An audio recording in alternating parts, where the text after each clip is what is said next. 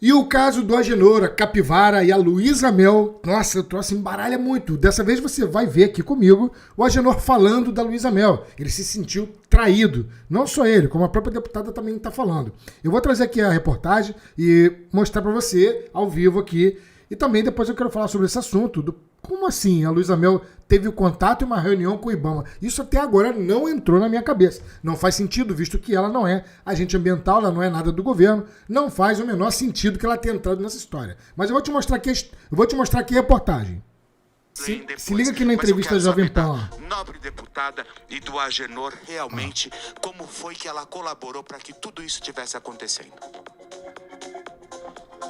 Então, a Luísa, ela entrou em contato com a gente e ela falou que o IBAMA queria um diálogo, né? Queria uma tratativa. Só que assim, o que aconteceu?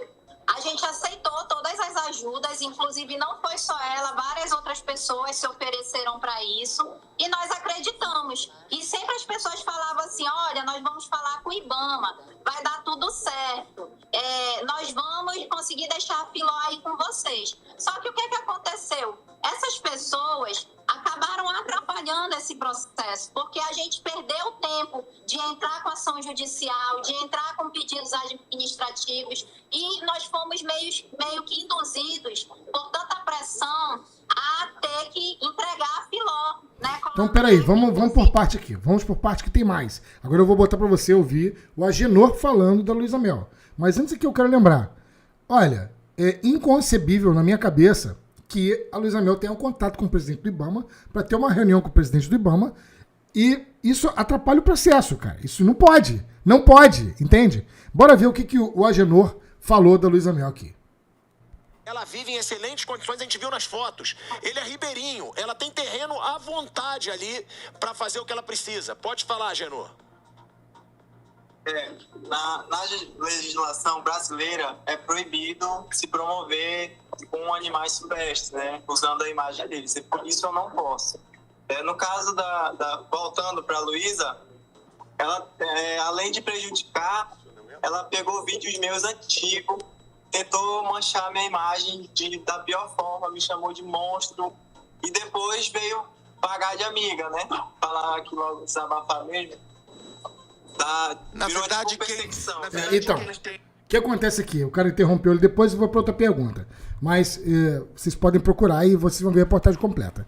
Ele alegou que ela tentou ajudar, né? Ele caiu na dela, mas depois ela foi na rede social e pancou ele. Vocês viram isso, a gente já mostrou aqui, né? O vídeo dela falando, olha, aqui tá, olha o Agenor, o porquinho lá. É claro que a gente não corrobora com o rodeio, etc. Mas, pô, foi justamente no momento que ela chamou ele para ajudar. Veja, é uma coisa que não tá caindo na minha cabeça. Não tá caindo na minha cabeça.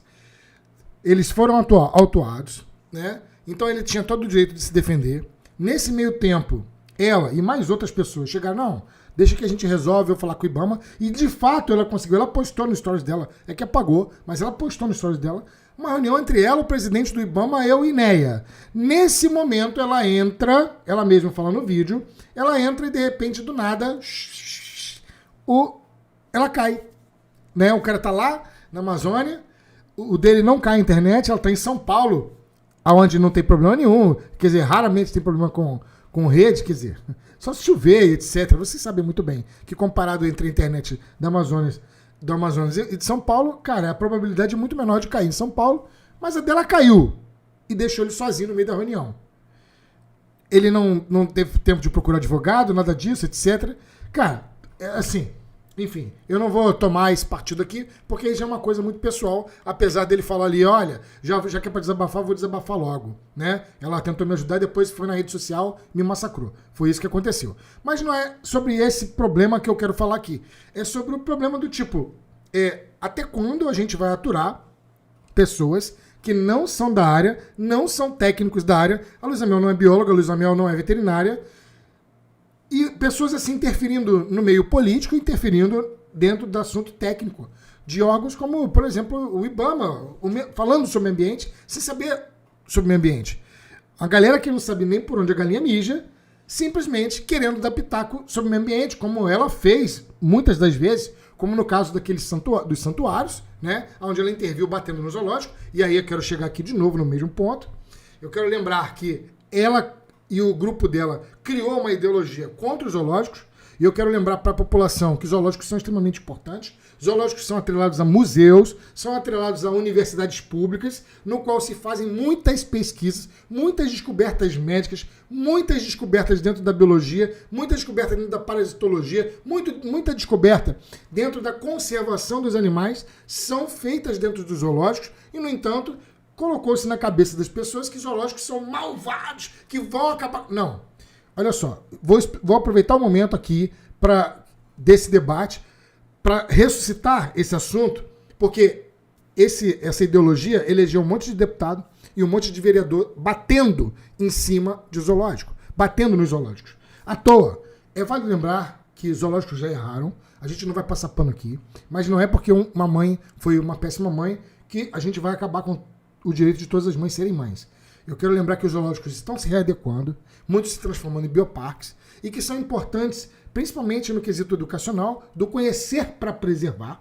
Se você não conhece, você não preserva. E é por isso que o Pantanal pegou fogo em 20% e ninguém está nem aí. Porque ninguém conhece, né? O pessoal aqui das áreas urbanas não conhece, não sabe a importância dos animais que estão lá. O pessoal que só conhece elefante, girafa e leão, porque a única coisa que o zoológico tem para oferecer, ou seja, os zoológicos poderiam ser muito melhores, muito mais educativos, mas, no entanto, estão sendo massacrados. E não tem mais. Com esse papinho de, não, temos que colocar isso aqui em santuários. Gente, sejamos sinceros. Santuário de animal exótico no Brasil, o que é isso? Isso deveria ser até crime ambiental. E santuário, no final das contas, assim, é o que a fofoca indica, é porque a gente não tem aqui como provar, mas, assim, pelo menos fica com a pulga atrás da orelha, qual a serventia dos santuários de animal exótico? Porque, será que são eles, assim, estariam servindo de zoológicos de riquinhos? Zoológicos de gringo? Que algum gringo paga para ficar lá hospedado no final de semana para ver bichinho? Ah, meu irmão, fala sério, quais são os patógenos que são levados ali? Qual a alteração do meio ambiente que acontece ali nos tais santuários de animais exóticos? Para com isso. Os zoológicos têm uma função muito importante, que além de conhecer para preservar, tem a função de realocar animais da natureza. Eu quero lembrar que várias espécies foram reintroduzidas e com auxílio de algum tipo de zoológico. Então você tem o panda vermelho, a ararinha azul, o lobo cinzento nos Estados Unidos, que foi extremamente importante para refaunação de toda uma área. Teve auxílio, né, de entidades como essa. Cara, então assim, mico-leão dourado, parem de demonizar zoológicos por conta da Luísa Mel. E é por isso que eu trago esse vídeo aqui. Eu estou aproveitando essa deixa que está tendo entre o Agenor e a Luísa Mel para mostrar para vocês que estes ambientalistas não são ambientalistas, não sabem por onde uma galinha mija, não são técnicos, não são biólogos, estão se elegendo, estão colocando um monte de deputados nessa parada, né? E se metendo na área de animal silvestre. Vocês lembram daquele deputado Beccari? Pois é. Acho que ele é deputado, né? Você lembra que ele pegou uma cobra, uma jararaca? Ele identificou como se fosse uma cobra, quer dizer, sem peçonha, e botou na mão. Tomou-lhe uma pregada na mão. E ficou lá. No hospital, quase morreu. Ele não entende de fauna silvestre, mas estava se metendo em fauna silvestre. É isso que a gente não pode deixar. Essa galera da fofofauna tentando se meter em fauna silvestre.